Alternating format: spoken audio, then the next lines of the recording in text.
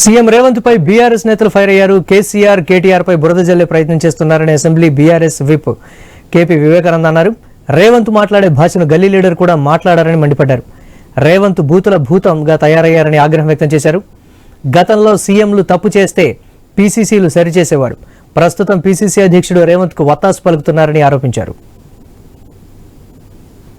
ముందైన ఓటునోడు దొంగ, దానితోటి బూతులు తోడు, ఒక భూతంలా తయారైన తెలంగాణకి ఈరోజు ఈయన ఇచ్చినటువంటి 6 గ్యారంటీలు, 420 హామీలు ఏవి కూడా అమలు చేయలేక ఏడ్చడని మేము అడుగుతా ఉంటే చావు భాష, బజారు భాష, డైవర్షన్ పాలిటిక్స్ ని ఈ బూతుల భూతం మరి యొక్క రేవంత్ రెడ్డి గారు చేస్తున్నది స్పష్టంగా అర్థమవుతా ఉంది.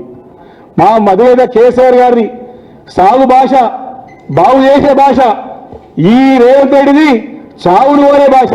గల్లా పట్టి మీరిచ్చిన గ్యారంటీ అమలు చేసే బాధ్యత తప్పకుండా టీఆర్ఎస్ పార్టీ తీసుకుంటుందని చెప్పి సందర్భంగా నేను కాంగ్రెస్ పార్టీని హెచ్చరిస్తా ఉన్నాను. రేవంత్ రెడ్డికి ప్రజలపై, కాంగ్రెస్ కార్యకర్తలపై ప్రేమ లేదని ఎమ్మెల్సీ దాసోజు శ్రవణ్ విమర్శలు గుప్పించారు. సీఎం కుర్చీ దోపిడీపై మాత్రమే ప్రేమ ఉందని ఆరోపించారు. రేవంత్ కర్నూలు ఫ్యాక్షనిస్టులా మాట్లాడుతున్నారని ఆగ్రహం వ్యక్తం చేశారు. ఇలాంటి ఫ్యాక్షనిస్టు సీఎంను ఎప్పుడూ చూడలేదని విమర్శించారు. తెలంగాణలో ట్రిలియన్ ఎకానమీ అంటున్న రేవంత్ ట్రిలియన్లో ఎన్ని సున్నాలు ఉంటాయో చెప్పాలని సెటైర్లు వేశారు.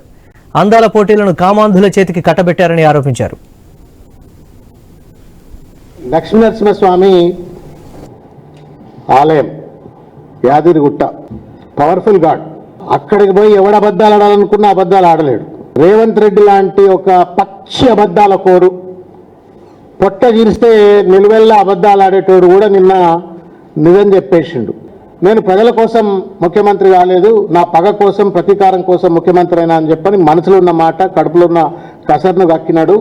ప్రజాపాలన అని చెప్పని అధికారంలోకి వచ్చి, ప్రజాస్వామ్య పునాదుల మీద అధికారంలోకి వచ్చినాము. మేము ప్రజాపాలన గాంధీజాన్ని మేము కొనసాగిస్తామని చెప్పిన అధికారంలోకి వచ్చి ఒక పగతో, ప్రతీకారంతో, కక్షతో, కార్పణ్యంతో, కుట్రతో అధికారంకి వచ్చినా అని చెప్పిన తర్వాత ఒక క్షణం కూడా రేవంత్ రెడ్డికి ఆ కుర్చీలో కూర్చునేటువంటి నైతిక అర్హత పోయింది.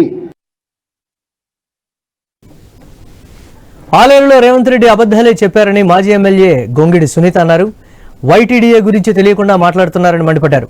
2015లోనే కేసీఆర్ వైటీడీఏను ఏర్పాటు చేశారని తెలిపారు. కాళేశ్వరం ప్రాజెక్టు నుండే గంధమళ్లకు నీళ్లు వస్తున్నాయని పేర్కొన్నారు.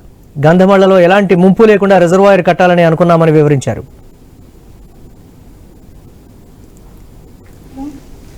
మరి ఈరోజు మీ మిడ్మానేరుకు నీళ్లు వస్తున్నాయంటే, ఎల్లంపల్లికి నీళ్లు వస్తాయి, ఎట్లాంటి గడ్డ పరిస్థితి అయినా నీళ్లు రావాలనే ఉద్దేశంతో కేసీఆర్ గారు కట్టించిన కాళేశ్వరం ప్రాజెక్టులో భాగంగా ఈరోజు గంధమల్లకు నీళ్లు వస్తున్నాయనే మాట మీరు గుర్తుపెట్టుకోవాలి.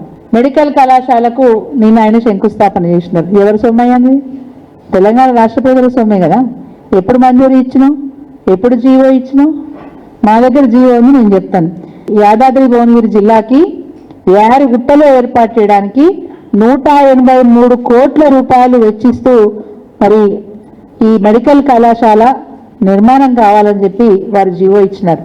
యాదగిరిగుట్టలో పెట్టాల్సిన మెడికల్ కళాశాలను లాస్ట్ అకాడమిక్ ఇయర్ స్టార్ట్ చేసి అక్కడ 50 సీట్లు మాత్రమే భర్తీ చేసినారు. ఈ ఘనత మీదే కదా రేవంత్ రెడ్డి గారు.